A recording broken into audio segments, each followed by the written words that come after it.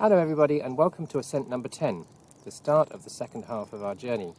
As you may have worked out from the inferior camera work today on the route up, Tanya isn't with me today. She's got wall-to-wall bookings with clients, and so she has stayed home today. So I am not entirely on my own because I am, as usual, with Dusia. And as you might be able to see, Dusia has some rather elegant footwear today.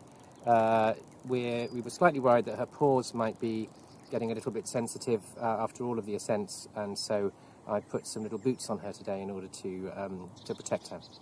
So today's video is going to be a very short one. We're just going to look for a moment at the other basic symbols in language, apart from the alphabet and letters, that can cause disorientation, that can be what are called triggers for our clients. And so these range from punctuation marks, which quite often can cause confusion to dyslexic individuals. They're often kind of bombarded by rules about how to use them in writing before they've fully assimilated what they mean in reading, which quite often is just to stop. When you see a full stop, what you need to do is stop. Yeah? When you see a comma, what you need to do is pause.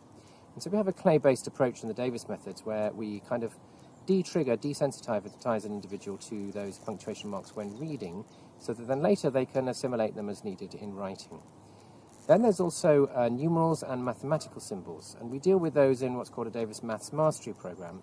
A numeral is essentially a symbol representing a quantity, and then there are other symbols such as the equals sign, plus, minus, multiply, divide, and so on, further on into the more advanced maths, that essentially are about different types of change that you can make to a quantity.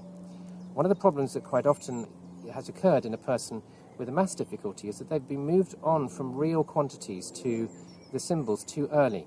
So in a Davis Maths Mastery Program, using balls made of plasticine and manipulating the quantities of those balls, we do a great deal of rich experiential learning before we even get on to looking at numerals, mathematical symbols, which then one by one also get mastered in clay and de-triggered.